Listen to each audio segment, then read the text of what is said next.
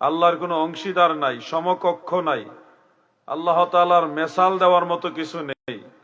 তিনি একক এবং অদ্বিতীয়। আল্লাহ তাআলার জাতের বা সিফাতের কোনো অংশীদার হয় না। আল্লাহ তাআলার জাত এবং সিফাতের কোনো টুকরা হয় না। লাম ইয়ালিদ ওয়ালাম ইউলাদ। আল্লাহ তাআলা কারো কাছ থেকে জন্ম নেন নাই, কাউকে জন্ম দেনও না। তিনি এমন এক সত্তা যার দ্বিতীয় আরেকজন নাই, দ্বিতীয় সমকক্ষ আর কেউ নাই।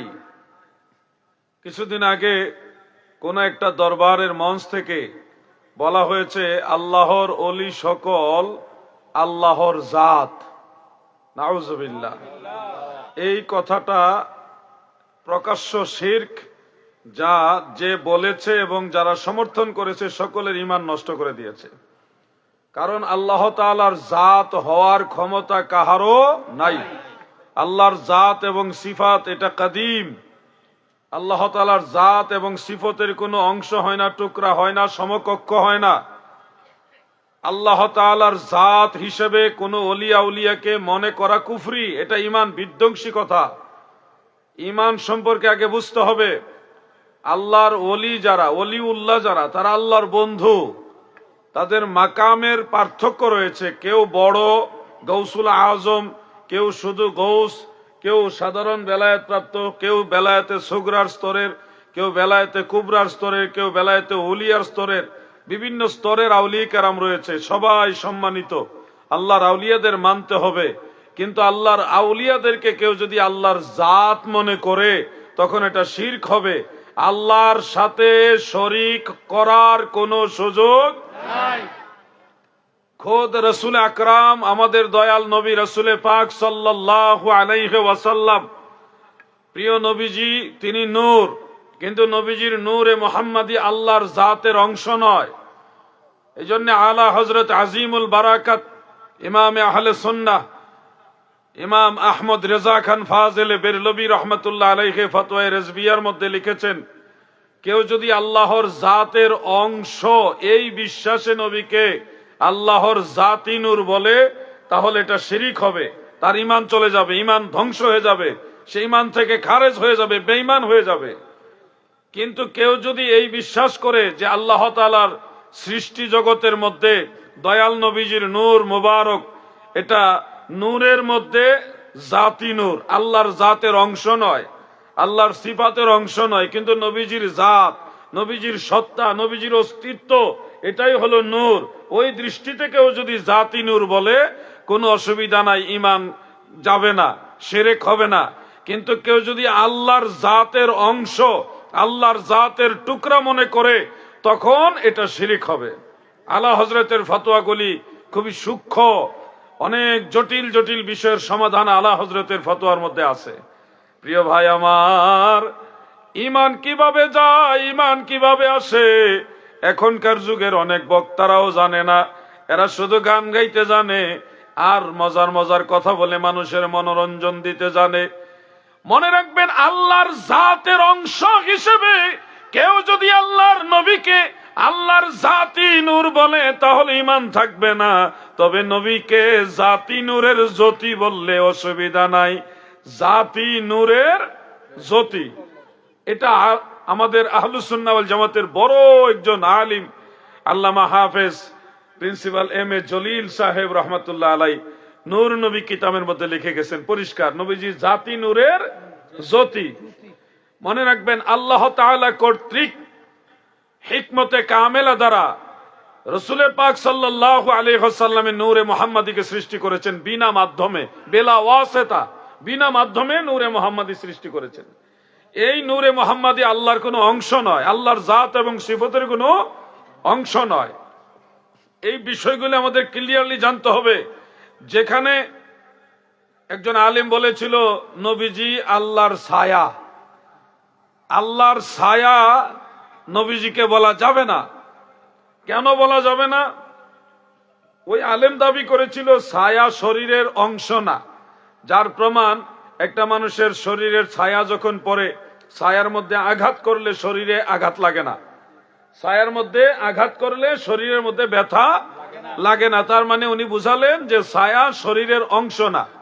ওনার এই যুক্তিটা অযৌক্তিক না, কিন্তু আরেক দৃষ্টিতে আপত্তি আছে।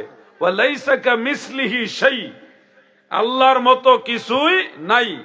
এই দৃষ্টিতে প্রত্যেকটা মানুষের ছায়া তার দেহের অনুরূপ হয়, তার দেহের মতোই হয়। এই জন্য আপনার হাত যদি সোজা রাখেন, আপনার ছায়াটা সোজা হাতের মতো পড়বে। আপনার হাত বাঁকা রাখলে ছায়া বাঁকার মতোই পড়বে, মানে আপনার দেহের আকৃতির সদৃশ আপনার ছায়া পড়বে। এখানে একটা মেসাল চলে আসে, উদাহরণ চলে আসে, উপমা চলে আসে, সাদৃশ্যতা চলে আসে। যেহেতু ছায়া তার দেহের অনুরূপ মেসাল আসে, সেহেতু নবীজিকে আল্লাহর ছায়া বলা যাবে না, কারণ আল্লাহর কোনো মেসাল নাই। ওয়ালাইসা কামিসলিহি শাই, কোনো কিছুই আল্লাহর মতো নাই। এই জন্য নবীজিকে আল্লাহর ছায়াও বলা যাবে না। এটা হযরতে মুজাদ্দিদ আল ফিসানি আল ফারুকি রহমাতুল্লাহ আলাইহি মাকতুবাত ইমামে রব্বানির মধ্যে উল্লেখ করেছেন। আকীদা সম্পর্কে জানতে হবে। মৌলবীর গোষ্ঠী দাওয়াত পাইলে দৌড় মাইরো না, কোথায় হারাম শিরক হয় কুফরি হয় এগুলি যাচাই করো। যেখানে সেখানে গরুর গোশতের গ্যারান পাইলে দৌড় মাইরো না, আমও যাইবো সালাও যাইবো। এই হারাম খাইতে খাইতে এরা এমন অবস্থা গেছে, এই জন্য তাদের দোয়াও কবুল হয় না। যারা আল্লাহর ওলিদেরকে আল্লাহর জাত মনে করে এরা মুশরিক, মুশরিকরা, এদের সাথে ইসলামের কোনো সম্পর্ক নাই।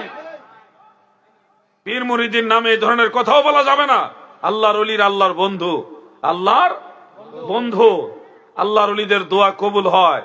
আল্লাহর ওলিরা যখন যে দোয়া করে সেটা আল্লাহ কবুল করে। তিনারা আল্লাহ তাআলার মহব্বতের সাগরে ডুবুরি থাকেন।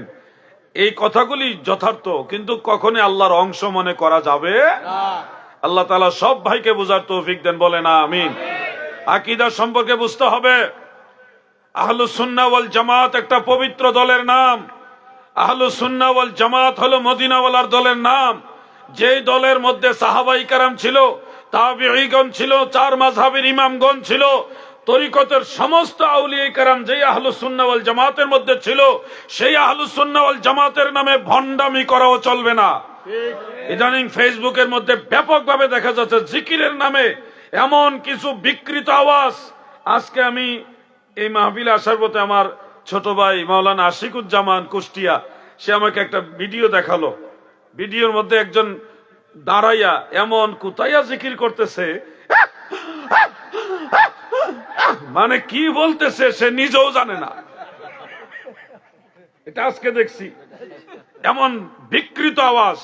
না আল্লাহর নাম বলতেছে, না নবীর নাম বলতেছে, না কোন অলির নাম উচ্চারণ করতেছে, কিছুই বোঝা যায় না। যদি তাকে জিজ্ঞাসা করা হয়, এই তুমি কি বলছো, তুমি বানান করো, পারবে না। কিন্তু এটা কি, এটার বানান কি, এটার অক্ষর কি? এই জন্য বলছি ভণ্ডামি করে করে আমাদের সুন্নিয়তকে কলঙ্ক করবেন না। আরেক দল বের হইছে, কিছু ময় মুরব্বী যুবক, ছোট ছোট বাচ্চা পোলা ভাই লইয়া এইভাবে ঘুরা গেরায় শৈল সই শৈল সই কইয়া, মানে হেক্কুর হুক্কুর চালাইতেছে। এগুলি কি রে ভাই? এগুলির সাথে আলা হযরতের সম্পর্ক নাই, এগুলির সাথে আল্লামা গাজীর রিজভী সাহেবের সম্পর্ক নাই, এগুলির সাথে আল্লামা শেরে বাঙ্গালার কোনো সম্পর্ক নাই, এগুলির সাথে হাফেজ আহমেদ জলিল রহমাতুল্লাহ আলাইহির সম্পর্ক নাই, মুজাদ্দিদ সাহেবের সম্পর্ক নাই। এই ভণ্ডামির সাথে সুন্নি জামাতের কোনো সম্পর্ক নাই, ঠিক কিনা বলে? আমাকে যাই বলেন বলেন, আমি ভণ্ডামি জিকির সাপোর্ট করি না। আমিও জিকির করি, যেভাবে আল্লাহর ওলিরা শিক্ষা দিয়েছেন ওইভাবে জিকির করি। আমি মাঝে মধ্যে জিকিরের ক্লিপ সোশ্যাল মিডিয়াতে ছাড়ি। অনেক মানুষ নিয়ে একসাথে জিকির করে একটা কয়েক মিনিটের ভিডিও বার্তা একটা দেই কিভাবে জিকির করতে হয়। তখন ওয়াহাবিরাও সেখানে কমেন্ট করে, এই জিকিরটা কত সুন্দর, এখানে কোনো ভণ্ডামি নাই। এই জিকিরের প্রশংসা বাতিলদের জবান থেকেও পাওয়া যায়। কিন্তু আমাদের এই ভাইয়েরা যারা, এরা ভাইরাল হওয়ার জন্য, মূলত ভাইরাল হওয়ার জন্য এরা এই হেক্কুর হুক্কুর শুরু করছে। এদের ভাইরালের নেশা ধরছে। তাদের ভাইরালের নেশার কারণে বদনাম হচ্ছে গোটা আহলুস সুন্নাহ ওয়াল জামাতে।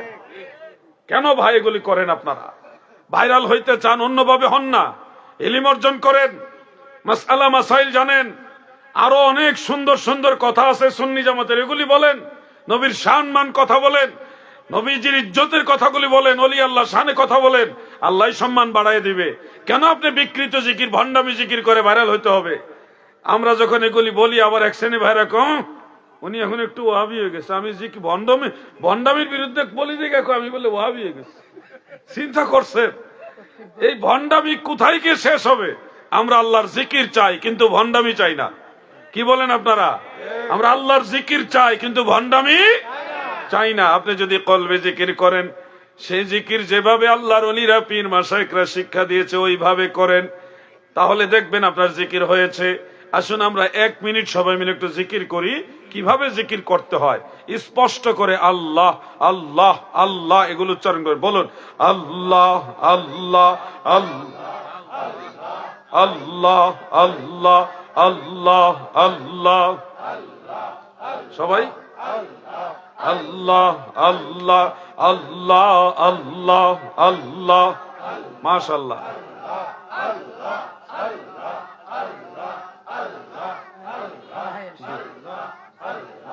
আল্লাহ আল্লাহ আল্লাহ আল্লাহ আল্লাহ আল্লাহ আল্লাহ আল্লাহ আল্লাহ আল্লাহ আল্লাহ আল্লাহ আল্লাহ আল্লাহ আল্লাহ আল্লাহ। সবাই মিলে জিকির করেন, সবাই একসাথে আল্লাহ আল্লাহ আল্লাহ আল্লাহ আল্লাহ আল্লাহ আল্লাহ আল্লাহ আল্লাহ আল্লাহ। প্রিয় ভাইয়ের আমার, এইভাবে জিকির করলে কেউ কি সুন্নি জামাতের বদনাম বলবে? যে সুন্দরভাবে আপনারা আল্লাহ আল্লাহ বলে আল্লাহর জিকির করলেন, এই জিকির দেখলে সুন্নি জামাতের বদনাম হবে? বাতিলরা সমালোচনা করার সুযোগ পাবে? কিন্তু আপনি জিকিরের নামে যদি কতগুলি মানুষের লাগাই দিলেন, দাঁড়ায় দাঁড়ায় এমন এমন ভাবে অঙ্গভঙ্গি করতেছে, এরা নাচতেছে না জিকির করতেছে, এটা বোঝা মুশকিল। আবার জিকিরের গজলের মাঝে মাঝে বক্তা নিজেকে আব্বা আব্বা, কিরে তুই জিকিরের মধ্যে আব্বারে ডাকস কেন? জিকিরের মধ্যে ডাকবি আল্লাহ রে, আল্লাহ রে না ডাকে জিকিরে সামাগে দেখো আব্বা আব্বা, কিতার ইতা কিতা, কি একটা অবস্থা! তামাশার বস্তু বানায় ফেলছে জিকিরটাকে। আল্লাহর ওয়াস্তে আমি অনুরোধ করতেছি, মদিনাওয়ালার মহব্বতে আপনারা সুস্থভাবে জিকির করেন, জজবা নিয়েই করেন, তরিকতের জজবা নিয়ে জিকির করেন, কিন্তু সুস্থভাবে করেন। আপনারা এমন কাজ করবেন না যে কাজের দ্বারা সুন্নি জামাতের বদনাম হয়। আজকে এখানে আপনাদের নিয়ে জিকির করছি না, কি করলাম না? এইভাবে জিকির করবেন, পরিষ্কার ভাবে মনোযোগ দিয়ে আল্লাহ তাআলাকে দিলের ভিতরে আল্লাহর জিকিরকে হাজির রেখে আপনারা জিকির করবেন। আল্লাহ আমাদের তৌফিক দেন, বলেন আমিন। আমি এই প্রতিবাদগুলি করতেছি, করবো, এতে কে আমার বিরুদ্ধে কি বললো এগুলো আমার দেখার কোনো প্রয়োজন নাই। সত্য কথা বলতে হবে, কি বলেন? সত্য কথা বলতে হবে। প্রিয় ভাই আমার, আমি গুনাহগার। আজ থেকে কয়েক বছর আগে যখন দয়াল নবীর শান মানে আলোচনা করছিলাম, যে নবীজি মেরাজে গিয়েছেন, মেরাজে যে সপ্তম আসমানের উপরে ওঠে, সিদরাতুল মুনতাহা পার হয়ে আল্লাহর আরশ কুরসি লৌহ কলম পার হয়ে কাবা কাউসাইনি আও আদনা গিয়েছেন, এবং আমার আল্লাহ তাআলাকে চর্মচক্ষু দ্বারা দেখেছেন। এই কথাগুলি যখন বলেছিলাম, আমারই মাতৃভূমি বাংলাদেশের কিছু আলেমরা, কিছু ওয়াহাবি, কিছু সেমি ওয়াহাবি, তারা আমার বিরুদ্ধে লেগেছিল। হ্যাঁ জিহাদি সাহেব, এগুলি কেন বলেন? এটা তো কোরআন সুন্নাহর বিরোধী কথা, সহিহ হাদিসে নাই। এমনকি গত বছর বাংলাদেশের কোন একটা দরবারে আমি গিয়েছিলাম, যাওয়ার পরে সেই দরবারে একজন বড় আলেমের সাথে আমার দেখা হইল। উনিও একটা কামিল মাদ্রাসার সম্মানিত মুহাদ্দিস, তেনার সাথে আমার দেখা হইলো। আমরা কয়েকজন মিলে পার্সোনালি একটু কথা বললাম ওখানে। সেখানেও তিনি একই কথা দাবি করলেন যে আপনার এই বক্তব্যগুলো, যে নবীজিকে নূর বলা, নূরের তৈরি বলা, বা নবীজি আল্লাহ তাআলাকে চর্মচক্ষু দ্বারা দেখেছেন, এই কথাগুলি বলা সঠিক না। তা আমি বললাম, কেন সঠিক না? নবীজি তো আল্লাহ তাআলাকে চর্মচক্ষু দ্বারা দেখেছেন, এটা আহলুস সুন্নাহ ওয়াল জামাতের ফায়সালা। তো উনি বলতেছে না, এটা ইমাম ইবনু হাজার আসকালানী রহমাতুল্লাহ আলাইহির মতে নবীজি আল্লাহ তাআলাকে অন্তরচক্ষু দ্বারা দেখছেন, চর্মচক্ষু দ্বারা দেখে নাই। আমি আবার পাল্টা বললাম, কেন? হাফিজুল হাদিস ইমাম মহিউদ্দিন নববী রহমাতুল্লাহ আলাইহি শরহে মুসলিমের মধ্যে লিখেছেন যে জমহুর আইমাই কারামের ফাইসালা কওলে রাজে হলো, গ্রহণযোগ্য মত হলো ইন্নান নবিয়্য সাল্লাল্লাহু আলাইহি ওয়াসাল্লাম রাআ রাব্বাহু বিআইনি রাসিহি, নবীজি আল্লাহ তাআলাকে চর্মচক্ষু মুবারক দ্বারা দেখেছেন। সুবহানাল্লাহ বলেন। তো উনি বললেন এটা ইমাম নববীর একক বক্তব্য। পরবর্তীতে আমি ওনাকে দলিল দিলাম যে এটা ইমাম নববীর একলা বক্তব্য না। হাফিজুল হাদিস ইমাম জালালউদ্দিন সুয়ুতি রাহমাতুল্লাহ আলাইহি শরহে মুসলিমের মধ্যে পরিষ্কার বলেছেন আমার নবীজি আল্লাহ তাআলাকে চর্মচক্ষু দ্বারা দেখেছেন, এটাই রাজিহ কওল। মারহাবা বলেন, এটাই গ্রহণযোগ্য মত। এমনকি হাফিজুল হাদিস ইমাম নজমুদ্দিন গাইতি রহমাতুল্লাহ আলাইহি তিনি একই কথা বলেছেন। ইমাম আহমদ বিন হাম্বল রহমাতুল্লাহ আলাইহি তিনি একই কথা বলেছেন, যিনি 10 লক্ষ হাদিসের সনদ মুখস্থ জানতেন। মারহাবা বলেন। তিনিও বলেছেন আমার নবীজি আল্লাহ তাআলাকে চর্মচক্ষু দ্বারা দেখেছেন। আচ্ছা, আপনাদেরকে একটা প্রশ্ন করি, আল্লাহ তাআলা যদি আমাদের দয়া করেন, আমাদেরকে মাফ করে দেন, দয়াল নবীজি যদি আমাদের সুপারিশ করেন, জান্নাতে আমরা যাব, তো জান্নাতে আমরা কি রুহানি ভাবে যাব না সশরীরে যাব? আওয়াজে বোঝা যায় আপনাদের জান্নাতে যাওয়ার ইচ্ছা নাই। সশরীরে যাবেন কিনা, না রুহানি ভাবে যাবেন? সশরীরে যাবেন। তো সশরীরে হাসরে ময়দানে উঠব এবং হাসরে ময়দানে যারা জান্নাতি তারা সশরীরে জান্নাতে যাবে, যারা জাহান্নামী তারাও সশরীরে জাহান্নামে যাবে। এখন আপনারা একটা জিনিস জানেন কিনা, জান্নাতে যাওয়ার পরে সমস্ত মুমিন বান্দার আল্লাহ তাআলাকে পূর্ণিমার চাঁদ যেমন দেখা যায় এর চেয়ে উত্তম ভাবে আল্লাহকে দেখতে পাবে। এটা হাদিসে মুতাওয়াতির দ্বারা সাবিত। আপনারাও আল্লাহকে দেখবেন। তো জান্নাতে সশরীরে যাইয়া চর্মচক্ষু দিয়া যদি আপনারা আল্লাহকে দেখতে পারেন, তা আমাদের নবী রাহমাতুল লিল আলামিন আল্লাহ তাআলাকে চর্মচক্ষু মুবারক দ্বারা দেখতে পারে নাকি পারে না? জবান খুলে বলেন পারে কিনা? আপনি আমি যদি পারি তাহলে নবী পারে না, এই কথা যে বলবে সে নবীর খাঁটি উম্মত হতে পারে না। ঠিক কিনা বলে?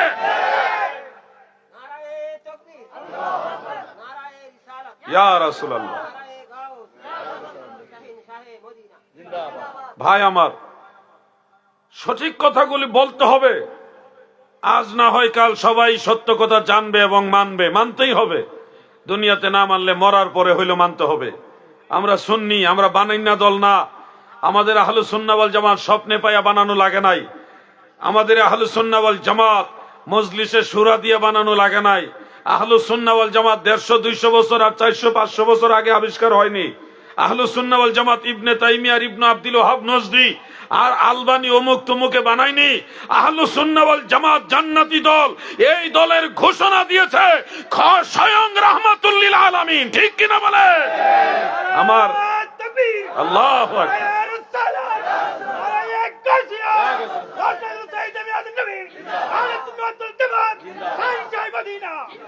এই জন্য আহলুস সুন্নাহ ওয়াল জামাত একমাত্র জান্নাতি দল। আমি বলিনি, আমরা বলিনি, মদিনাওয়ালা বলেছেন কুল্লুহুম ফিন্নার ইল্লা মিল্লাতান ওয়াহিদা। উম্মতেরা গো,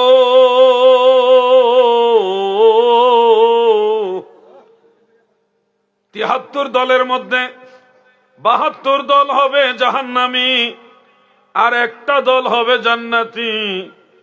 মোল্লা আলী কারি মিরকাতের মধ্যে পরিষ্কার লিখেছেন সেই জান্নাতি দলের নাম হলো আহলুস সুন্নাহ ওয়াল জামাত। ও আনোয়ারার যুবক ভাইরা গো, নবীর পক্ষে থাইকো, নবীর দলে থাইকো। নবীর পক্ষে থাকতে হলে, নবীর দলে থাকতে হলে আহলুস সুন্নাহ ওয়াল জামাতে আসতে হবে। কারণ সুন্নি জামাত ছাড়া জান্নাতে যাওয়ার আর কোন দল নাই।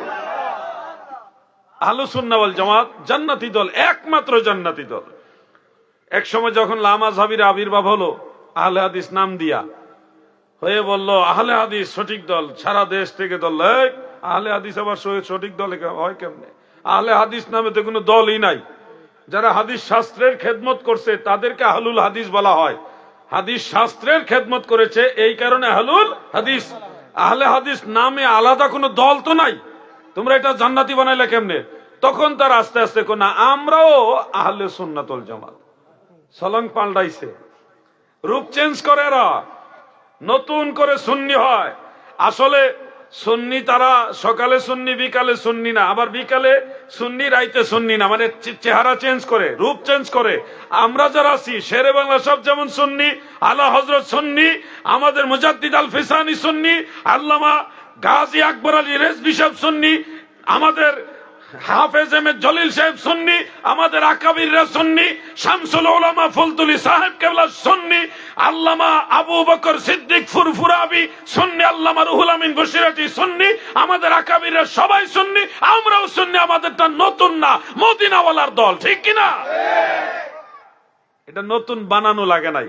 আমাদের সাথে গাউসে পাকের মিল, আমাদের সাথে খাজা গরিবে নওয়াজের মিল, আমাদের সাথে হযরত মুজাদ্দিদ আল ফিসানির মিল, সব ইমামদের মিল। কারণ আমাদেরটা নতুন না, আমাদেরটা পুরাতন।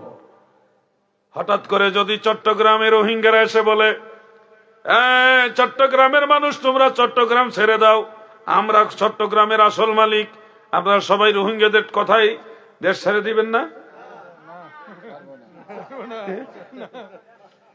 রোহিঙ্গারা এসে বললে কি দেশ ছেড়ে দিবেন?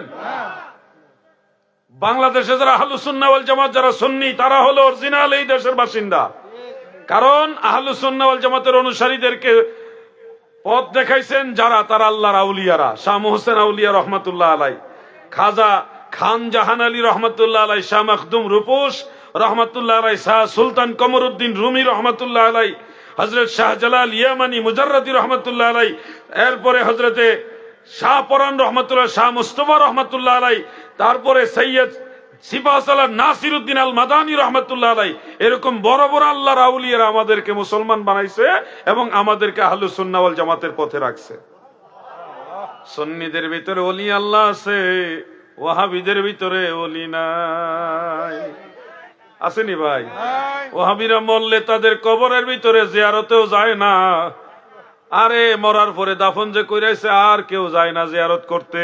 কিন্তু দেখো আল্লাহর ওলিরা সুন্নি জামাতের সব মুমিন মুসলমানরা আল্লাহর ওলিদের ইন্তেকালের পরে তাদের মাজার জিয়ারতে যায়, কে যায় না? এখানেই প্রমাণ হয় এরা যে বাতিল, কারণ এরা মরলে তাদের কোনো মাজার নাই। এরা যে মুসলমানের পরিচয় তো কবর থাকবে, মাজার থাকবে। মাজার তো বিধর্মীর থাকবে না, মাজার তো মুসলমানের আছে। হিন্দুদের মাজার আছে নাকি? খ্রিস্টানদের মাজার আছে? মাজার তো মুসলমানের। কারণ মুসলমান তারা জিয়ারত করে। জিয়ারত কেন করে? আল্লাহর নবী বলছে জিয়ারত করা সুন্নাত। ইন্নী কুনতু নাহাইতুকুম আন জিয়ারাতিল কুবুরি ফাজুরুহা ফাইন্নাহা তুযাক্কিরুল মাউত। আমার নবী বলছে তোমরা কবর জিয়ারত করো, এতে তোমাদের মৃত্যুর কথা স্মরণ হবে, আখিরাতের কথা স্মরণ হবে। নবী বলছে জিয়ারত কইরো, এই জন্য আমরা জিয়ারত করি। আর জিয়ারত করার কারণে মাজার হয়। যুবকরা বলে আমরা মাজার কেন বলবো, কবর বলি না কেন? শুনুন, কবরের অনেকগুলো নাম আছে, শুধু কবর নামটাই তো আমরা জানি। কবরের অনেকগুলো নাম আছে। কবরের একটা নাম হলো মারকাদ। তাবলীগের মার্কাজ না, কবরের নাম হলো মারকাজ। মারকাজ মানে বিশ্রামের জায়গা, ঘুমানোর জায়গা। এটা কোরআন শরীফের মধ্যে আছে মারকাদ। কবরের আরেকটা নাম হলো রওজা। আল কবরু রাউদাতুম মিন রিয়াদিল জান্নাহ। আবার কবরের আরেকটা নাম হলো হুফরা, আর হুফরাতুম মিন হুফারিন নার। তিরমিজি শরীফ হাদিস। কবরের অনেকগুলো নাম আছে। তুমি তো কবর শিখছো, মাজার শিখো নাই, মাজার শুনোই নাই। মাজারের কথা শুনলে তোমার চেহারা মলিন হয়, অথচ এই মাজারওয়ালারা না আসলে আমরা মুসলমান হইতে পারতাম না, ঠিক কিনা? আমাদের একজন গেস্ট আসতেছে মনে হয়। নারায়ে তাকবীর, নারায়ে রিসালাত। সব উদ্বোধক হযরতুল হাজ আল্লামা আব্দুল খালেক শৌকী হুজুরের আগমন। আল্লামা আব্দুল খালেক শৌকী হুজুর কিবলার আগমন। নারায়ে তাকবীর, নারায়ে রিসালাত। আহলে সুন্নাত ওয়াল জামাত সবাই বলি মারহাবা। আমার ভাই সাহেব কই জানগা দিই আমনে? আমরা দিই জানগা, আমনে কোন আইতাছি মানে ঘুরে আবার আইতাছেন। ইনশাআল্লাহ আসবেন তো নাকি না যাইতাছেন? আইবেন তো? আচ্ছা, আধা ঘন্টা 40 মিনিট টাইম নিছি, এইটুকু টাইমে কি পেশাবে ধরবো? আবার ধরতেও পারে, এটা অস্বাভাবিক কিছু না, বুঝছেন না? একটু এমনিতে মানুষ কম ছিল, এখন প্যান্ডেল ভরে গেছে মাশাআল্লাহ। প্যান্ডেল ভরছে না, আর 2-4 জন বইলেই মোটামুটি ফিল আপ, 100% ফিল আপ। আবার এই যে বাক্স লয়ে দাঁড়ায় রয়েছে 2-3 জন, এরা যদি বসে যেত আরো সুন্দর হইতো। আল্লাহ সবাইকে কবুল করুক, আমিন বলেন। দুরূদ শরীফ পড়ুন, আল্লাহুম্মা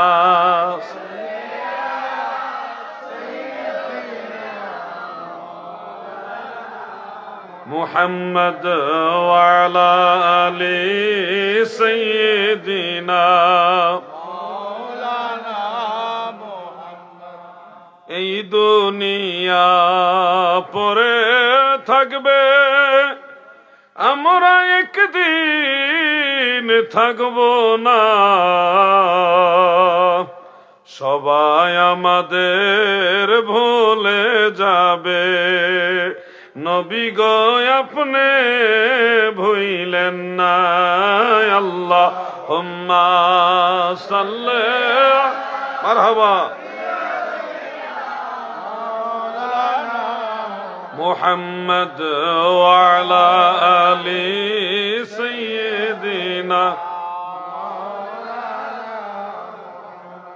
আমার দাদু ভাইরা গভীর মনোযোগ, ফিতনার জমানা, আমাদেরকে সঠিক জিনিসটা জানতে হবে, সঠিক পথে চলতে হবে, অন্যথায় আখেরাতে আমরা ক্ষতিগ্রস্তদের অন্তর্ভুক্ত হয়ে যাব। আমি আপনাদেরকে বুঝাতে চাচ্ছি, আহলুস সুন্নাহ ওয়াল জামাতের পথে থাকতে হবে, যেই পথে আল্লাহর ওলিরা ছিল। আপনাদেরকে এটাই বলতে চাচ্ছি, ওইভাবে জিকির করতে হবে যেভাবে আল্লাহর ওলিরা জিকির করেছে। আপনাদেরকে ওইটাই বুঝাতে চাচ্ছি দাদু গো, আল্লাহ সম্পর্কে, নবী সম্পর্কে, ওলিয়া উলিয়া সম্পর্কে ওই আকীদা রাখতে হবে যে আকীদা আহলুস সুন্নাহ ওয়াল জামাতের ইমামরা শিক্ষা দিয়ে গেছে। আকীদার মধ্যে মূল মেসেজ থেকে লাইনচ্যুত হওয়া যাবে না। ও যুবক ভাই আমার, মাজার বলি কেন? এই বিষয়টা বলতেছিলাম। মাজার মানে হলো মাউদিউজ জিয়ারা, জিয়ারতের স্থান। যেই কবরকে মুসলমানরা বেশি বেশি জিয়ারত করে, ওই কবরকে বলা হয় মাজার। দাদুরে, মাজার তো মুসলমানেরই থাকবে, কারণ মাজার হয় যেই কারণে, ওইটার নাম হলো জিয়ারত। ওইটার নাম কি? জিয়ারত। এই জিয়ারত হিন্দুদের নাই, জিয়ারত খ্রিস্টানদের নাই, জিয়ারত বৌদ্ধদের নাই, জিয়ারত বিধর্মীদের নাই, জিয়ারত আছে মুসলমানের। এই জন্য মুসলমানের মাজার থাকবে, এটা স্বাভাবিক বিষয়। ও দাদু, বাংলাদেশে মাজার পাকা করলে কত কথা বলে, বলে আমরা ইবনে তাইমিয়ার দলের লোক, অথচ সিরিয়ার রাজধানী দামেস্কে বা আবু সগীরের মধ্যে দেখে আসছি ইবনে তাইমিয়ার কবরও পাথর দিয়ে পাকা করা। দামেস্কে হুজুর ইবনে তাইমিয়ার কবর, ইবনু কাসির রাহিমাহুল্লাহর মাজার, এগুলি ইট দিয়ে পাথর দিয়া পাকা করা, অনেক সাহাবীদের মাজার পাকা করা। এমন কি আশ্চর্য হলো, দেওবন্দের বড় আলেম, দেওবন্দ মাদ্রাসার অন্যতম প্রতিষ্ঠাতা আবুল কাসিম নানুতুবি সাহেব, আবুল কাসিম নানুতুবি সাহেব, উনার কবরের পাশে সাইনবোর্ডে লেখা আছে মাজার মুবারক, মাজার মুবারক। ও ভাই, তুমি দেওবন্দি দাবি করছো, মাজার ভেঙে ফেলার জন্য আবার চিৎকার দিয়ে চেঁচামেচি করে মাজার ভাঙার জন্য আন্দোলন করছো, অথচ তোমার দলের মেইন হুজুরের কবরের পাশে লেখা আছে মাজার মুবারক। ইবনে তাইমিয়ার কবর কত উঁচা করে পাথর দিয়ে পাকা করা, এগুলি ভাঙো না কেন? ওগুলি ভাঙতে যাও না কেন? হযরত আলী রাদিয়াল্লাহু আনহুর হাদিস শরীফের মধ্যে আছে মাজার ভেঙ্গে সমান করে দিতে হবে। ভাই আমার, শেরে খোদা হযরত আলী রাদিয়াল্লাহু আনহুর মাজার হলো ইরাকের নাজাফ শহরে। আমি সেখানে গিয়েছি। নাজাফ আল আশরাফের মধ্যে শেরে খোদা হযরত আলী রাদিয়াল্লাহু আনহুর মাজারও পাকা করা। এখন তাইলে কি হযরত আলী রাদিয়াল্লাহু আনহু নিজেই নিজের হাদিসের বর্ণনা বুঝলেন না, অথবা তিনার অনুসারী যারা, ছাত্র যারা, তারা কি তাহলে ওনার হাদিস বুঝে নাই? নাহলে পাকা করলো কেমনে? ওনার মাজার পাকা করলো কেন? তার মানে হযরত আলী রাদিয়াল্লাহু আনহুর ছাত্ররা হাদিস বুঝে নাই, তুমি বুঝিনার করে বুঝিনা হইছো। সহিহ মুসলিমের মধ্যে আছে মাজার ভেঙে ফেলতে হবে। অথচ ইমাম মুসলিম ইবনে হাজ্জাজ রাহমাতুল্লাহ আলাইহির মাজার পাকা করা, ইমাম মুসলিম রাহমাতুল্লাহ আলাইহির মাজার পাকা করা। কয় আবু দাউদ শরীফ আছে, ইবনে মাজাতে আছে, বুখারী শরীফ আছে, মাজার ভেঙে ফেলতে হবে। অথচ ইমাম বুখারীর মাজারও পাকা করা, ইমাম আবু দাউদ সিজিস্তানি রাহমাতুল্লাহর মাজার পাকা করা, ইমাম ইবনু মাজা আল কিসবিনী রাহমাতুল্লাহ আলাই, কেউ কে কাসবিনী বলে থাকেন, তিনার মাজারও পাকা করা। এখন বোঝা যাচ্ছে যারা হাদিস বর্ণনা করেছে তারাই হাদিস বুঝলো না, আমগো দেশের ওয়াহাবি মুল্লারা বুঝছে। আমার কথা কি বেজার হচ্ছেন আপনারা? আজকে একজনে কয় হুজুর বাংলাদেশে কি ওয়াহাবি আসেনি? বাংলাদেশে ওয়াহাবি আসেনি আমার জিগাইতেছে। আমি কই ওয়াহাবি আসেনি মানে ওয়াহাবি ঘিস ঘিস ঘিস ঘিস করতেছে, ওয়াহাবি চিনতাম কেমনে? আমি বললাম ওয়াহাবি বললে যে সেটা যাবো, সেটাই ওয়াহাবি। ওয়াহাবি বললে যে রেগে যাবে, চেহারা মলিন করে ফেলবে, চেহারা ফেকাসে করে ফেলবে, এটাই ওয়াহাবি, ঠিক কিনা? ওয়াহাবি ভালা না সুন্নি হইয়া তাই না, এগুলি আমরা বললে মানায় না।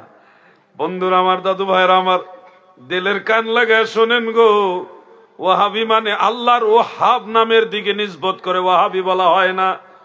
ওয়াহাবি কার নামের সাথে নিসবত করা হয় জানেননি গো?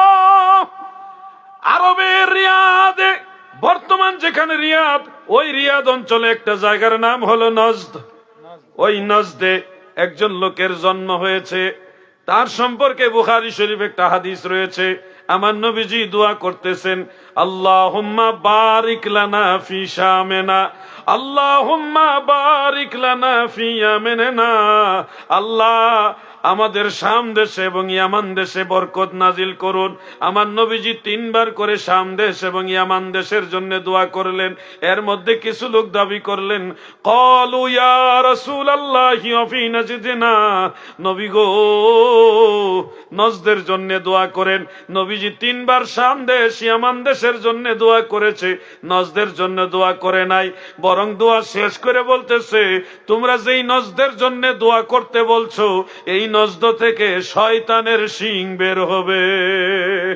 ফতোয়া শামির মধ্যে উল্লেখ রয়েছে, আল্লামা ইবনু আবিদিন শামি রাহমাতুল্লাহ আলাইহি স্পষ্ট লিখেছেন, সেই শয়তানের সিংহের নাম হলো ইবনু আব্দুল ওয়াহাব নজদি।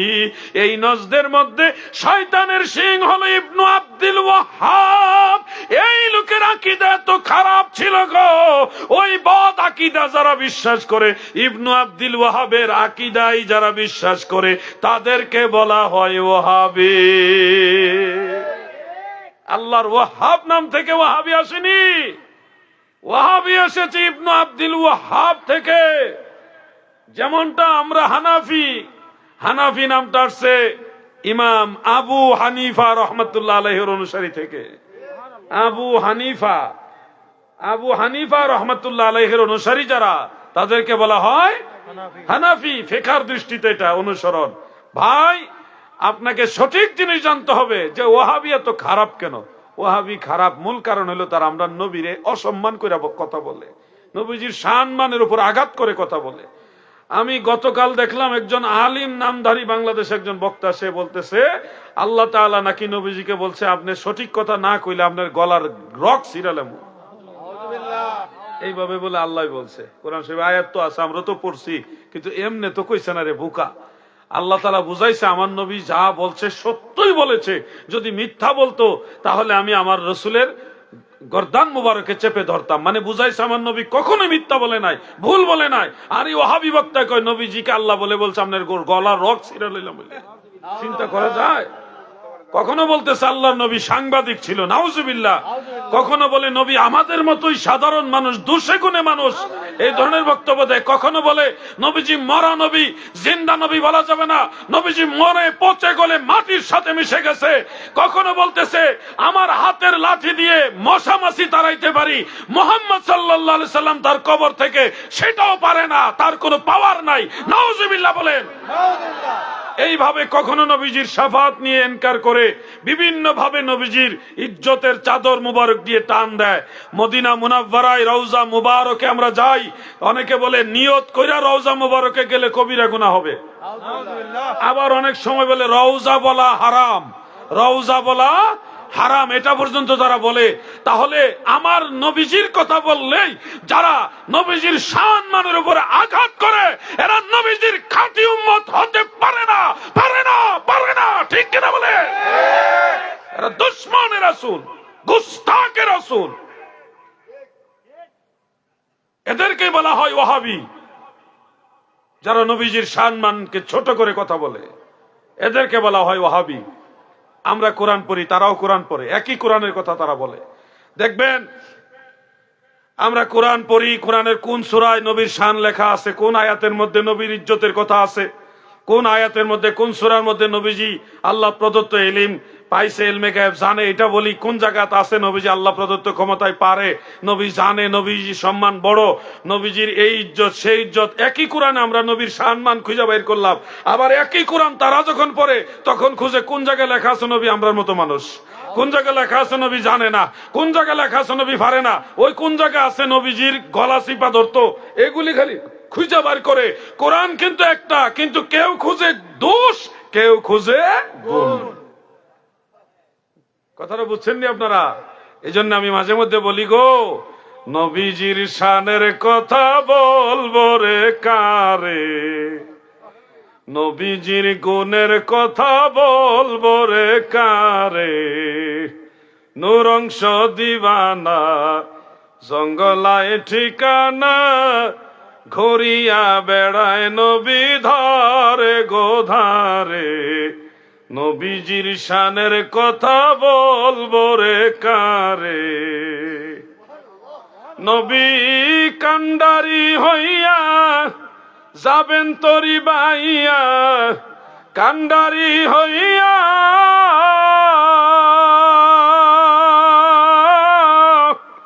কান্ডারি হইয়া যাবেন তরি বাইয়া, ইমাম হাসান হুসাইন রবে দুই কিনারে, নবীজির শানের কথা বলবো রে কারে।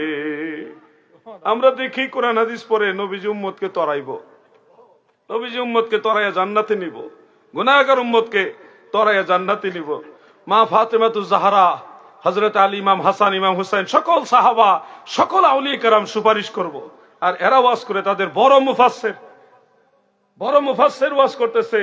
শাহজালাল শাহপরান্ত তর্কেনাথ স্বয়ং রাসূল করিম সাল্লাল্লাহু আলাইহি ওয়াসাল্লাম নিজেও তেনার কন্যা ফাতেমাকে বলবে, হাসান হুসাইনকে বলবে, হযরত আলীকে বলবে, হে হাসান, হে হুসাইন, হে ফাতেমা, হে আলী, আমি তোমাদেরকে জাহান্নামের আগুন থেকে বাঁচাতে পারবো না।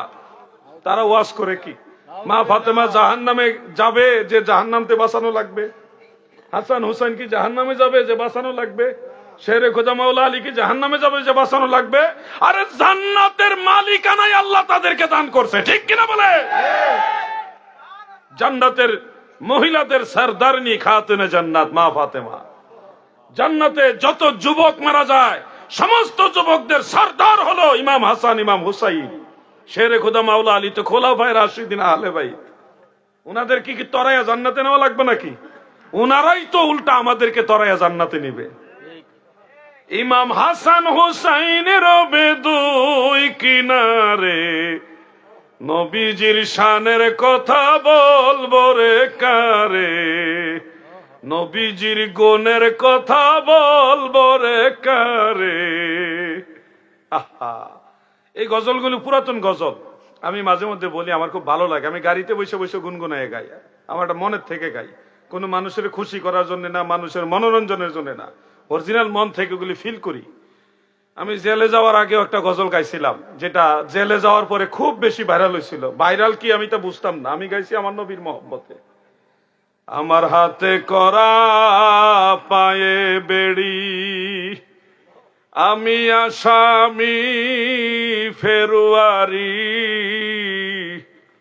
আপনার কোটে নবী জামিন চেয়েছি রহমাতাল লিল আলামিন আপনি উম্মতের জামিন গুনাহগার উম্মতের আপনজন আল্লাহর নবী নূরের নবী গো আপনি নবী আমার জীবনের জীবন আল্লাহুম্মা সাল্লি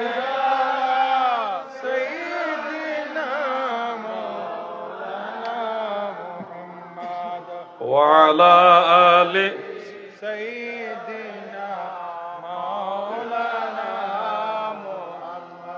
আমার দাদু ভাইরা সময় কারো জন্য বসে থাকে না গো সময় খুব দ্রুত চলে যাচ্ছে ঘড়ি আটকায় রাখা যাচ্ছে না কিন্তু আপনাদের মহব্বতের জোয়ারের কাছে সময় তো কিছু না রে ভাই কিন্তু আমাদের তো বেঁচে থাকতে হয় দেখেন মাহফিল কানায় কানায় ভরপুর হয়ে গেছে আমি কি একবারের জন্য কইছি যে আপনারা মাহফিলে আসেন কইছি না কিন্তু আপনারা আইছেন কেন দয়াল নবীর মহব্বতে কথা ঠিক কিনা ভাই এমনও তো হতে পারে আল্লামা শৌকি হুজুর কেবলা আমাদের নিয়ে দোয়া করবেন এই দোয়ার মধ্যে আল্লাহ আমাদের মাফ করে দিতে পারে না ভাই আমাদের তো এমন কিছু নাই যাই আমল করি আল্লাহর কাছে কবুল হওয়ার মতো যোগ্যতা রাখে না নামাজ পড়া সালাম ফিরাই আল্লাহর কাছে হাত উঠাই বলি আল্লাহ যেভাবে নামাজ পড়া দরকার ওইভাবে আমি পারি নাই আমার নামাজে অনেক ভুল অনেক ত্রুটি আমি জানিও না কোন জায়গাটা ভুল হয়েছে ও আল্লাহ দয়া করে কবুল করো সারেন্ডার করে ফেলি আল্লাহর কাছে তাই না আল্লাহর কাছে সারেন্ডার করি কারণ আমরা জানি আমরা আমল করে আল্লাহর জান্নাতে যাইতে পারবো না ওই যোগ্যতা আমরা নাই আমরা দুর্বল এই জন্য আশেকে গান গাইছে বড় বিনয় করে গান গাইছে আমার মতো অপরাধী মিজানের পাল্লায় ওঠায় যদি ক্ষমা পাইবার আশা নাই আমার আমি বড় গুনাহগার সুপারিশ চাই নবী আপনার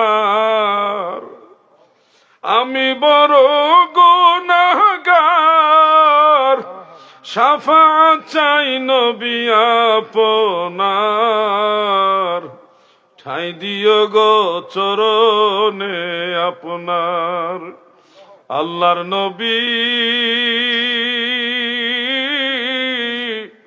নূরের নবী গো আপনি নবী আমার জীবনের জীবন যদি আমরা আমল দিয়ে পার হইতে পারবো না কিন্তু নবীজির দরবারে তো দাঁড়াইতে হবে নবীজির সামনে গিয়ে দাঁড়াইতে হবে না একবারে খালি হাতে কেমনে দাঁড়াবো কিছু নিয়ে যাই ধরলাম হইছে না কবুল হইছে না কবুল হওয়ার যোগ্যতা নাই তারপরও তো বলতে পারবেন ইয়া রাসূলুল্লাহ আমি দুর্বল আমি চেষ্টা করছি কিন্তু পারছি না আমার তো হইছে না আমি চেষ্টা করছি এটুকু তো বলতে পারবেন নাকি ভাইজান কিছুটা বলার একটা অবকাশ আমাদের রাখা উচিত ওগো দয়াল নবীজি আমি চেষ্টা করছি আমার সূরা কেরাত আমার রুকু সেজদা আমার পরহেজগারি তো ঠিক মতো হইছে না এটুকু বলার চেষ্টা আমাদের করতে হবে দাদু কেন এই কথাগুলি বলতেছি বিনয় করে আপনাদের বলছি নামাজ কাজা করবেন না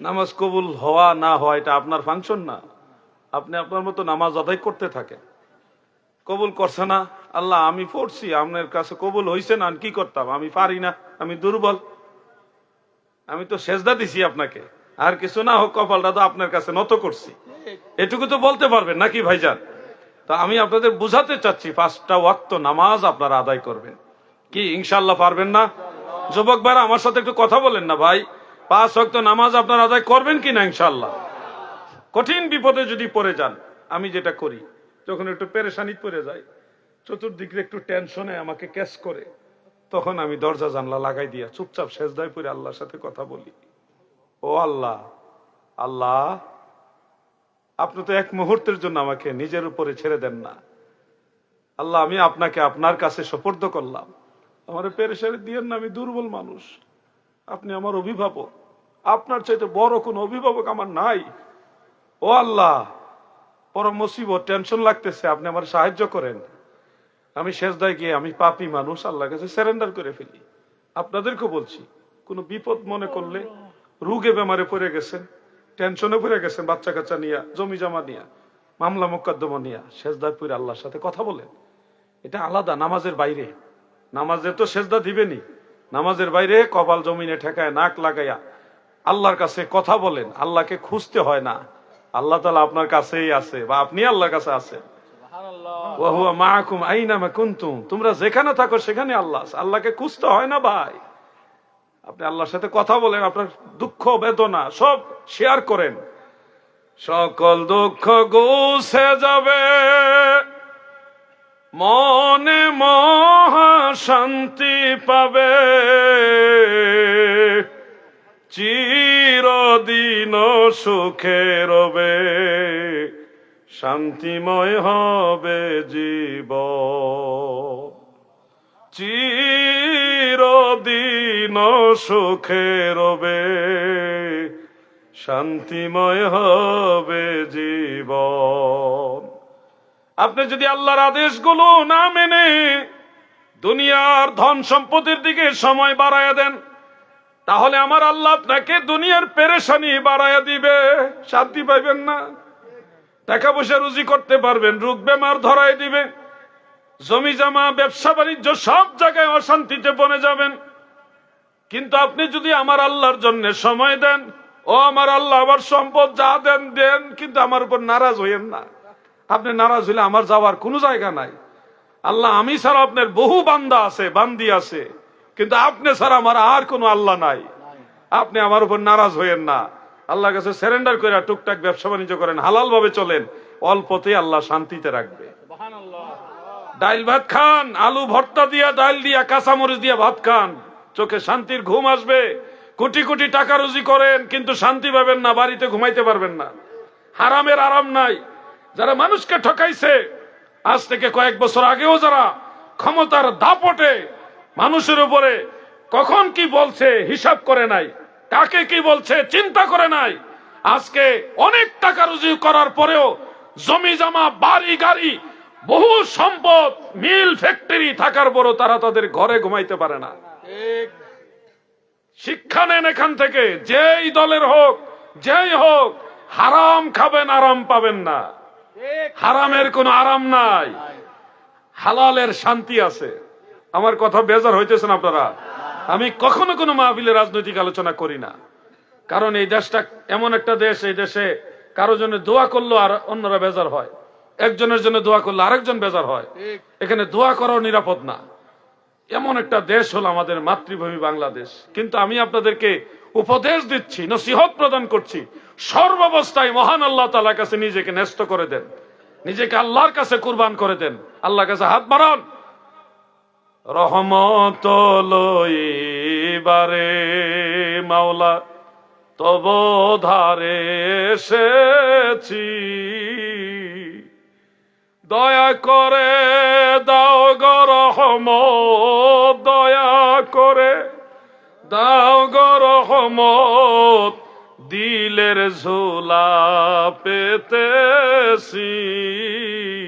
মানে মনের থেকে আল্লাহর কাছে চান, মোনাজাত ধইরা অনেকেই এইভাবে হাত, একটা হাতের সাথে আরেকটা হাত এইভাবে লাগায় বসে থাকেন, আঙ্গুলের ভিতরে আঙ্গুল ঢুকায় বসে থাকেন, এইভাবে অনেকেই দেখি। অনেকে এই কোনো মতে এই যে হাত আঙ্গুল মাঙ্গুল বাঁকা করে কোনো মতে ধরে রাখে, কেউ এইভাবে রাখে, মানে কোনো একটা মনোযোগ নাই, আন্তরিকতা নাই। অনেকে আবার হাতের উপর হাত রেখে মোনাজাত করে এইভাবে বিনা কারণে। শোনেন, মোনাজাত আল্লাহর কাছে মন থেকে করেন। ওই যে বলছি, দিলের ঝুলা দয়া করে দাও গো রহমত, দয়া করে দাও গো রহমত, দিলের ঝোলা পেতেছি,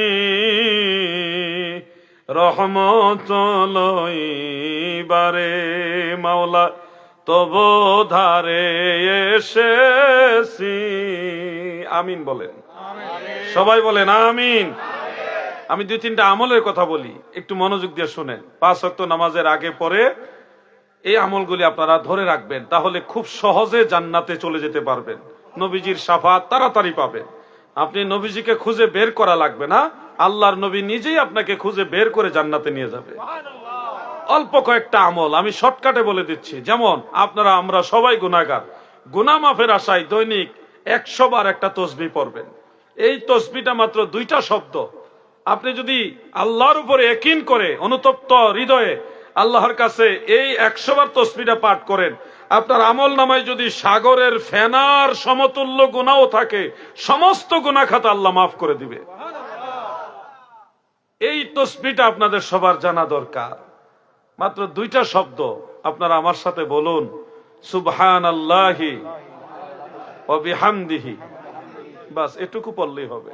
তসবিহটা আরো বড়, কিন্তু সহিহ ইবনে হিব্বানে অন্যান্য কিতাবে এটুকুই দয়াল নবীজি বলছে, ও আমার উম্মতেরা, তোমরা এটুকু 100 বার পড়ো, সুবহানাল্লাহি ওয়া বিহামদিহি, সুবহানাল্লাহি ওয়া বিহামদিহি, সুবহানাল্লাহি ওয়া বিহামদিহি, সুবহানাল্লাহি ওয়া বিহামদিহি। 100 বার পড়েন না, কতক্ষণ লাগে পড়তে?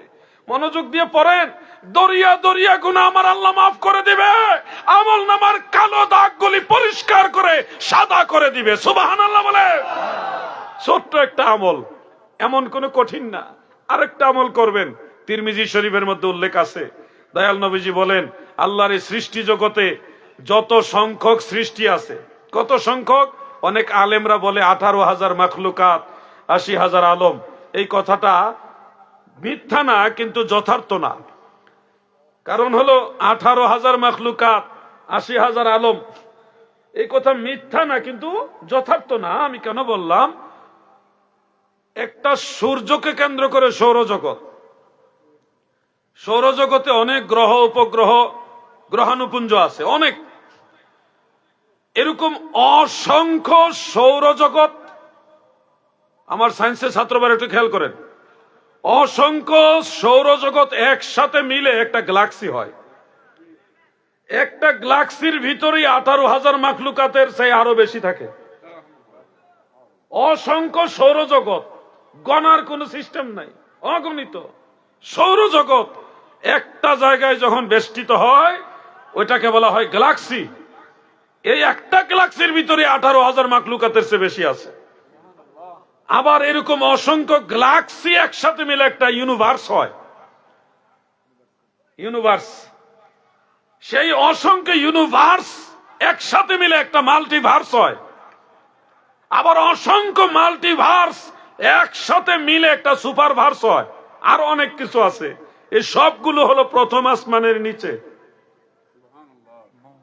তাহলে 18,000 মাখলুকাত, 80,000 আলম কথাটা কোথেকে আসলো? এটা কোরআন হাদিসের কোথাও নাই। 18,000 মাখলুকাত, 80,000 আলমের কথা কোরআনেও কোথাও আমি পাই নাই, তাফসীরে নির্ভরযোগ্য সূত্রে কোথাও নাই, হাদিস শাস্ত্রের মধ্যে কোথাও এটা নাই। তো কোথা থেকে আসলো? কোন আল্লাহর ওলিরা বলছে। আল্লাহর ওলিরা যারা বলছে তারা মিথ্যা বলে নাই, তারা সত্যই বলছে। কেমনে সত্য বলছে? ওনাদের যে বেলায়েতের রেঞ্জ আছে, বেলায়েতের যে রেঞ্জ, ওই রেঞ্জ অনুযায়ী ওনারা 18,000 মাখলুকাত দেখতে পাইছে। ওই অনুযায়ী ওনারা বলছে। এই দৃষ্টিতে কথা ঠিক আছে, কিন্তু যথার্থ না বললাম এই কারণে যে আর বাইরে অনেক কিছু আছে। আপনি আপনার জীবনে গোটা চট্টগ্রামটা দেখে বলছেন আমাদের বাংলাদেশটা হলো চট্টগ্রামের সমান, এটা আপনার জ্ঞান অনুযায়ী বলছেন, কিন্তু বাংলাদেশ কিন্তু চট্টগ্রামের বাইরেও আছে। তো দুনিয়াতে এরকম আরো বহু রাষ্ট্র আছে, বাংলাদেশের চেয়ে আরো বড় বড় রাষ্ট্র আছে। অলি আল্লাহদের কথাগুলো মিথ্যা না, কিন্তু এটা আরো বড় বড় আউলিয়া যারা, তাদের কাছ থেকে পাওয়া যায়। অসংখ্য সৃষ্টি জগৎ, অসংখ্য সৃষ্টি জগৎ। আল্লাহর হাবিব বলেন, উম্মতেরা গো,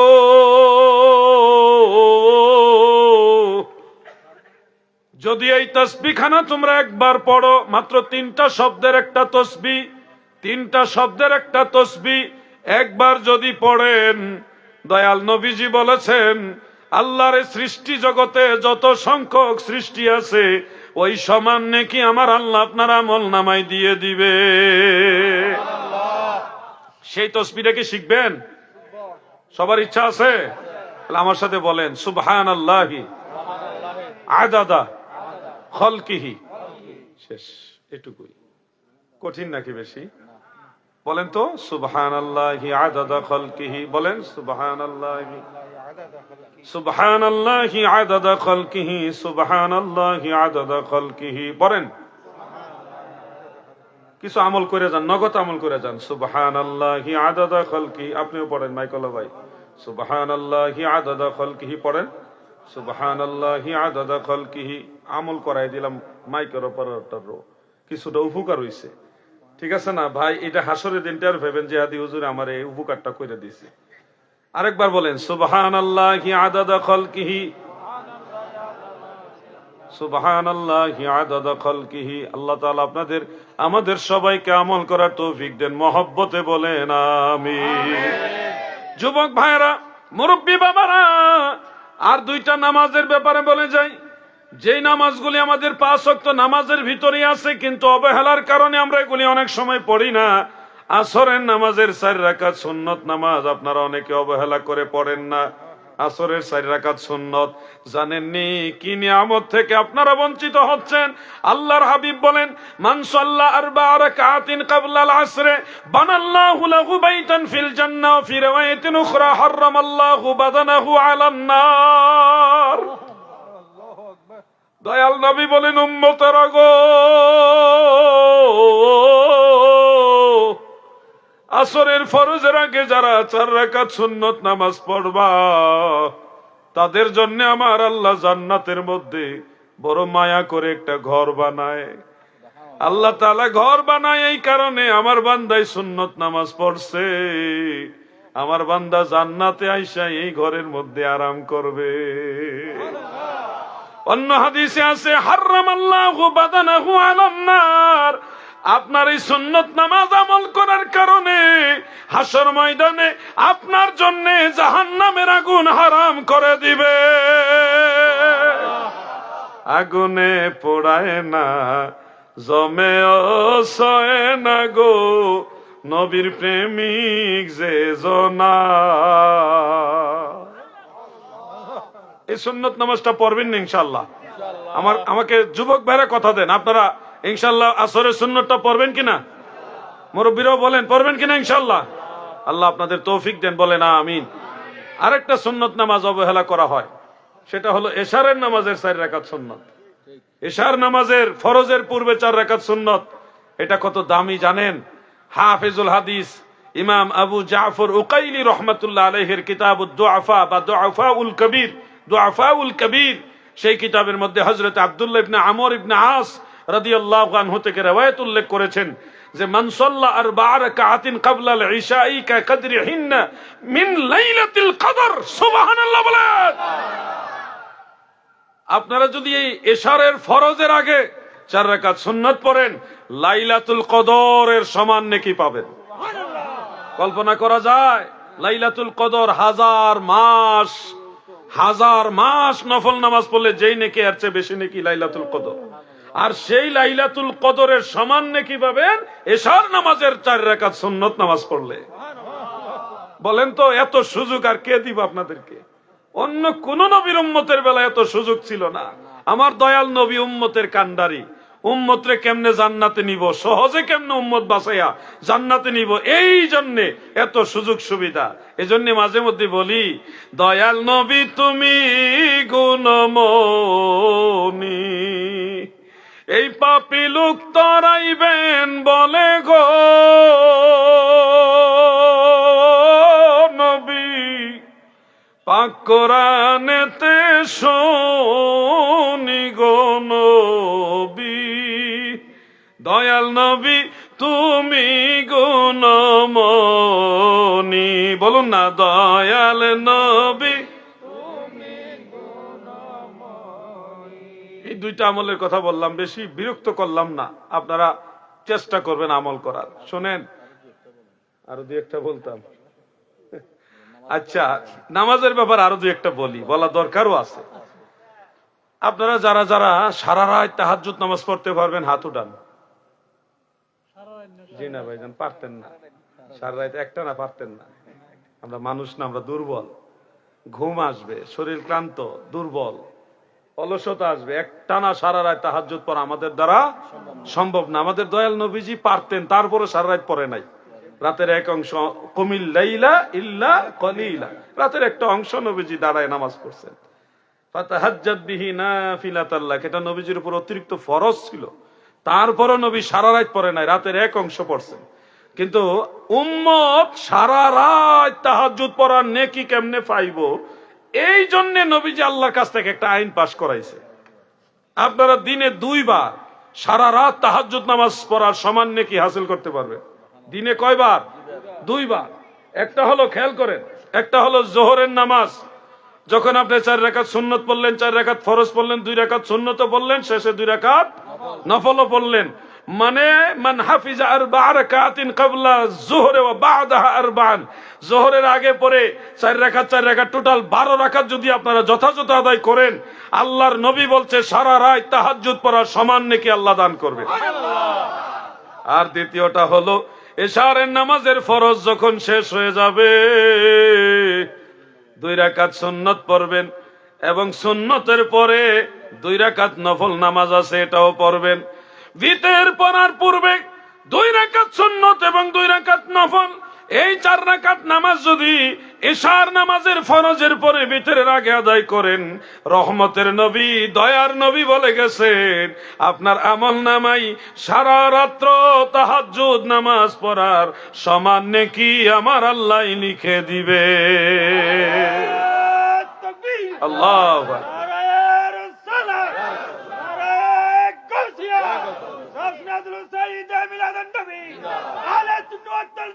জিন্দাবাদ, জিন্দাবাদ। আমার দাদু এই ছোট ছোট আমলগুলো, দাদু, আমার দাদু ভাইয়েরা গো, দিনে 2 বার সারা রাত্র ব্যাপী তাহাজ্জুদ নামাজ পড়ার সমান নেকি হাসিল করার সুযোগ আছে। কারণ আমার দয়াল নবীজি কিভাবে সহজে উম্মতকে জান্নাতে নিবে, এই জন্য বিশেষ স্পেশাল কিছু সুযোগ আমাদের জন্য নিয়ে আসছে, কারণ তিনি দরদি নবী, দয়ার নবী। 1 নম্বর হলো, যারা যোহরের নামাজের ফরজের আগে 4 রাকাত সুন্নত পড়ে, ফরজের পরে 2 রাকাত সুন্নত এবং 2 রাকাত নফল, মানে সর্বমোট 12 রাকাত যোহরের নামাজ যারা আদায় করবে, আল্লাহর নবী বলেছে এই বিনিময়ে আমার আল্লাহ আপনার আমল নামায় সারা রাত তাহাজ্জুদ নামাজ পড়ার সমান নেকি দিবে। দ্বিতীয় হলো, আল্লাহর হাবিব বলেন মান সাল্লা 4 রাকাতিন বাদাল ইশাই, এশারের ফরজের পরে 4 রাকাত নামাজ, মানে 2 রাকাত সুন্নত এবং 2 রাকাত নফল, এশারের ফরজের পরে বেতেরের আগে, ফরজের পরে বেতেরের আগে 2 রাকাত সুন্নত 2 রাকাত নফল, এই 4 রাকাত নামাজ যদি আপনারা আদায় করেন গো, দয়াল নবী বলেছেন সারা রাত্র তাহাজ্জুদ নামাজ পড়ার সমান নেকি আমার আল্লাহ দিয়ে দিবে। আমরা কি আমল করার চেষ্টা করব কিনা বলেন? যুবক ভাইরা বলেন, চেষ্টা করবেন কিনা? আমি আরেকটা কথা বলি, তারপরে আলোচনা শেষ করবো ইনশাআল্লাহ। আল্লাহ যদি বাঁচায়, আনোয়ারাতে আরো মাহফিল আছে, আসবো, কিন্তু আরেকটা আমলের কথা বলে পরে সেই মাইকটা সারি। শুনুন, এগুলি পুরাতন প্রশ্ন, এগুলি পুরাতন প্রশ্ন দিয়ে সময় নষ্ট করা যাবে না। অনেক উত্তর দিছি এগুলো, মানে এমন প্রশ্ন যেগুলি অ্যাভেলেবেল হয়, মানুষ মনে করে জিহাদ হিসাব মনে এগুলি ছাড়া আর ওয়াজই জানে না, এরকম মনে করে ঘুরে ঘুরে একই সাবজেক্ট দেয়, একই বিষয়ে প্রশ্ন করে। ওইটা না, আমি নতুন কিছু আমলের কথা আপনাদের বলে যাই যেগুলি আপনাদের জানা দরকার। সে আমলটা হলো, গত বছর আমরা বাইতুল মুকাদ্দাস গিয়েছিলাম, মসজিদুল আকসায়। সারা দেশে এটা আলোচনা সমালোচনা দুইটাই হয়েছে। হ্যাঁ, মসজিদুল আকসায় গিয়েছিলাম, এটা আমাদের পূর্ব প্ল্যান করাই একটা ভিজিট ছিল, ট্যুর। কিন্তু ঘটনাক্রমে একটা মহল প্রচার করছে মসজিদুল আকসা ভেঙে ফেলছে। ওই একই সময় আমরা মসজিদুল আকসায় হাজির। আমরা তাদের কোনো বিপরীতে বিরোধিতার জন্য ওখানে যাই নাই, আমরা আগের থেকে প্ল্যান করা, ওই জন্য গেলাম। তারা বলতেছে ভেঙে ফেলছে, আমরা চোখের সামনে দেখতেছি ভাঙছে না। আমরা তখন বলছি যে যুদ্ধ চলতেছে গাজায় এবং রাফায়, মসজিদুল আকসায় কোনো যুদ্ধ নাই, এখানে নিরাপদ আছে, সবকিছু ভাঙে নাই, অক্ষত আছে। এটা হন তাদের ব্যবসার উপরে গিয়ে আঘাত লাগছে, কারণ মসজিদুল আকসা ভেঙে ফেলছে বলে তারা বিলিয়ন বিলিয়ন ডলার টাকা পয়সা কালেকশন করা শুরু করছিল। পুরা ব্যবসার মধ্যে লাল বাতি জ্বালাই দিয়েছে আলাউদ্দিন জিহাদি। এখন তো আমার উপরে খেপে গেছে, সমালোচনা শুরু করছে, উনি ইসরায়েলি হয়ে গেছে। আরে ভাই, ফিলিস্তিন এটা হলো মুসলিম কান্ট্রি, সেখানে ইহুদিরা দখল করে অনেক জায়গা নিয়ে গেছে। এখন হজে যাইতে হলে ইন্ডিয়ার উপর দিয়ে যাওয়া লাগে। ইন্ডিয়ার উপর দিয়ে যাওয়া লাগে না? আপনি জলপথে গেলে ইন্ডিয়াতে যাইতে হবে, স্থলপথে গেলে ইন্ডিয়ার উপর দিয়ে যেতে হবে, আপনি আকাশ পথে গেলেও ইন্ডিয়ার উপর দিয়ে যেতে হবে। এখন ইন্ডিয়ার উপর দিয়ে কেন হজে গেছেন? এই জন্য কি আপনি ইন্ডিয়ার দালাল হয়ে গেছেন? এখন আমি মসজিদুল আকসা যাইতে হলে আমার রাস্তায় ইসরায়েল পরে আমার যাইতে হয়, এছাড়া আমার রাস্তা নাই। এজন্য কি আমি ইসরায়েলের লোক হয়ে গেলাম নাকি? আমি গেছি মসজিদুল আকসায়, তোমার তো নসিবে নাই, আমার তো নসিব হয়েছে 2 বার। মসজিদুল আকসায় কপাল জমিনে ঠেকায় আল্লাহকে সেজদা দেওয়ার সুযোগ হয়েছে আমার 2 বার, তোমার নসিব হয় নাই। তুমি সমালোচনা করতে থাকবা, আলাউদ্দিন জিহাদি কয়দিন পরে আবার যাইতেছে। এই যে এবার রোজার ঈদের পরে ইনশাল্লাহ আবার যাব বিশাল এক কাফেলা নিয়ে। তুমি সমালোচনা করতে থাকো, আমরা আল্লাহকে সেজদা দিতে থাকি। জিহাদের সময় যখন আসবে তখন সবাই একসাথে নামবো। আমরা বড় সাফা বাইরে কথা বলি না, কাজে কর্মে কথা বলি। শুনুন, মসজিদুল আকসায় আপনারা যারা যান নাই বা যাইতে হয়তো পারবেন না, আপনাদের জন্য নবীজি একটা শুভ সংবাদ দিয়েছেন। শুভ সংবাদটা হলো, রাসূল আকরাম সাল্লাল্লাহু আলাইহি ওয়াসাল্লাম বলেছেন, মাগরিবের নামাজের পরে কেউ যদি 6 রাকাত আওয়াবিন নামাজ পড়ে, কয় রাকাত? মুসনাদে ফেরদৌসের মধ্যে হাদিসটা আছে। 6 রাকাত আওয়াবিন নামাজ যদি মাগরিবের নামাজের পরে আদায় করেন গো, দয়াল নবী বলেন, বাইতুল মুকাদ্দাস মসজিদুল আকসার মধ্যে লাইলাতুল কদর আমল করলে, মসজিদুল আকসায় লাইলাতুল কদর পালন করলে যত নেকি, আওয়াবিন নামাজ পড়লে ওই সমান নেকি। সুবহানাল্লাহ। তাহলে আপনাদের আওয়াবিন নামাজটা পড়া দরকার আছে কিনা? এরকম যত আমল, ছোট ছোট আমল কিন্তু অনেক বেশি ফজিলত, ছোট ছোট দোয়া, ছোট ছোট তাসবিহ কিন্তু অনেক বেশি লাভ। এই সবগুলো আমল এই ছোট্ট একটা বইয়ের মধ্যে আমি লিখেছি। আকীদার ব্যাপারে তো অনেক বই লেখলাম, একটা আমলের বই দরকার। এটা 60 টাকা মাত্র। আপনার প্রয়োজন, আপনার স্ত্রীরও লাগবে, আপনার ছেলে মেয়েদের হাতে বইটা তুলে দেন, তারা কিছু আমল করুক। আপনিও দোয়া দরুদ গুলি বাংলা উচ্চারণ দেওয়া আছে। হ্যাঁ আছে, কয়েকটা আছে, নিতে পারবেন। মাত্র 60 টাকা, অনেক বেশি টাকা না। এটার খরচই আছে 50 টাকার কাছাকাছি। তা আমার যদি 10টা টাকা 10-12 টাকা না দেন, এটা আমি কেমনে আবার পরে ছাপামু? কথাটা বুঝতে পারছেন না? এই বইটা আমার ওই ভাই মাওলানা আশিকুজ্জামান, সে তার কাছ থেকে আপনারা 60 টাকা রেডি করে রাখেন, চুপচাপ সংগ্রহ করেন, মাহফিলের জন্য বিঘ্ন না ঘটে। আপনাদের যাদের প্রত্যেকের এটা প্রয়োজন, প্রয়োজন নাই মানে কি সবারই প্রয়োজন। আপনি আমল না পুরাপুরি না পারলে আপনার স্ত্রীকে নিয়ে দেন, আপনার স্ত্রী আমল করবে, আপনার ছেলে মেয়েদের হাতে বইটা তুলে দেন। ওজিফা কালাম দৈনিক কি কি আমল আছে সব এটার মধ্যে দেওয়া আছে। যেমন আমরা একটা নামাজ, ফজরের নামাজের পরে যখন সূর্য উদিত হয় একটা নামাজ পড়ি আমরা, 2 রাকাত নামাজ, ইশরাকের নামাজ। এই ইশরাকের নামাজ যদি আপনি 2 রাকাত পড়েন, আল্লাহ রসুল সাল্লাল্লাহু আলাইহি ওয়াসাল্লাম বলেছেন, আপনার আমল নামা একটা বড় হজের সওয়াব আর একটা উমরা হজের সওয়াব, 2টা হজের সওয়াব দেওয়া হয়। নামাজ মাত্র 2 রাকাত, 2 রাকাতে সওয়াব পেলেন 2টা হজের সওয়াব, একটা বড় হজ আর একটা উমরা হজ। বলেন এর চেয়ে সহজ আর কেমনে হইতো? আর কিভাবে আল্লাহ তাআলা আমাদেরকে ক্ষমা করত? আমরা যদি আমল না করি তাহলে তো আমরা নাজাত পাবো না। চেষ্টা করতে হবে, ওসিলা করতে হবে। আরেকটা বই আছে, এই যে শবে বরাতের নামাজ, শবে বরাতের রোজা, শবে মেরাজের নামাজ, শবে মেরাজের রোজা, শবে বরাত, শবে মেরাজের আমল। পাশাপাশি নবীজি আল্লাহকে দেখছে, মেরাজের পুরা ঘটনা দলিল সহকারে এটার মধ্যে নিয়ে আসছে। এটা 150 টাকা। 2টা বই আছে, একটা 150 টাকা আর একটা 60 টাকা। মাওলানা আশিকের কাছে আছে, আপনারা সংগ্রহ করে নেবেন। আমি রাত্র 12টা 8 মিনিট বাজে, মাওলানা লোকমান ভাই জানে আমার ড্রাইভার সাহেব আজকে নাই। আমি নিজে গাড়ি চালাই হুজুর ঢাকা থেকে আসছি, শরীরটা দুর্বল হয়ে গেছে। এত লম্বা জার্নি করে আবার ওয়াজ করলাম, আবার গাড়ি চালায় ঢাকা যাবো। হায়াত মৌতের মালিক আল্লাহ। এই কষ্ট করে আপনাদের কাছে আসছি। যদি মাইকটা আরো আগে পাইতাম আর একটু বেশি বয়ান করলাম। আমার টার্গেটই ছিল 12টা বা একটু প্লাস মাইনাস বয়ান করলাম, মাইকটা পাইতাম আর একটু দেরি হয়েছে।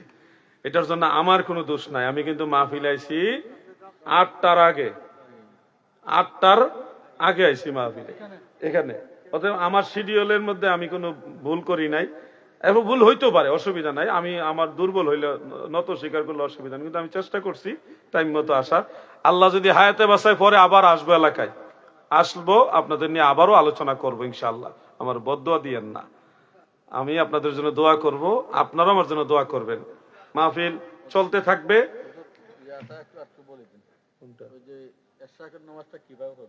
এশরাকের নামাজ সাধারণ নফল নামাজ যেভাবে পড়েন ওইভাবেই, এটা আলাদা কোনো নিয়ম নাই।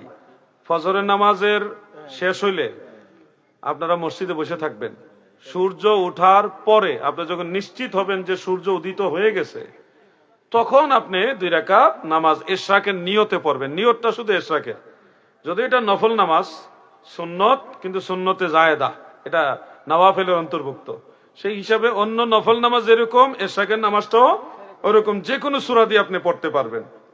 সূরা ফাতিহার সাথে অন্য যে কোনো সূরা দিয়ে আপনারা পড়তে পারবেন।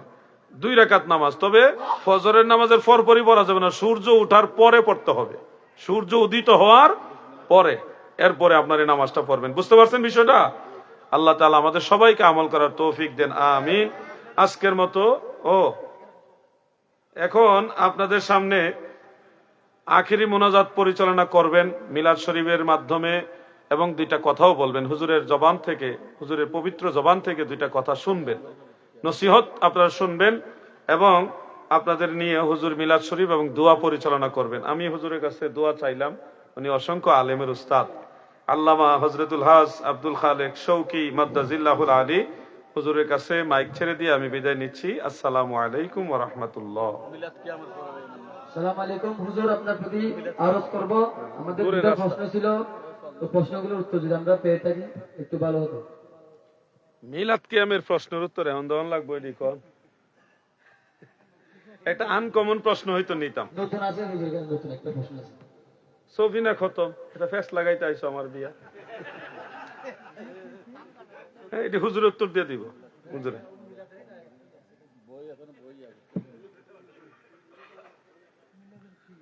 মিলাদ কিয়ামের জন্য আপনারা দেশ হতে দেশান্তরে অনেক মুনাজারা করেন, এখন আমার প্রশ্ন হলো মাহফিলের স্টেজে সম্পূর্ণ ভিন্ন, 2 মিনিট সময় দিয়ে মিলাদ কিয়ামের সময় দিতে চায় না, এই সম্পর্কে কিছু বলুন। স্টেজে অনেকে মিলাদ কিয়ামে সময় দিতে চায় না, তো এটা সমাধান কি আমি দিতে পারবো? কোন দিন এটা তো প্রশ্ন হইল না, এটা প্রশ্ন হইলে না কিছু বলতে পারতাম। মাহফিলের ধারাবাহিকতা চলতে থাকে, অনেক বক্তাদের ব্যস্ততা থাকে, একাধিক প্রোগ্রাম নেওয়া থাকে, মানে আপনার মাহফিলের শেষে মিলাদ শরীফ পইরা যদি উনি যা আরেকটা মাহফিল কেমনে করব, অনেক উজর থাকে, এটাই বুঝতে হবে। আসসালামু আলাইকুম ওয়া রাহমাতুল্লাহি ওয়া বারাকাতুহু।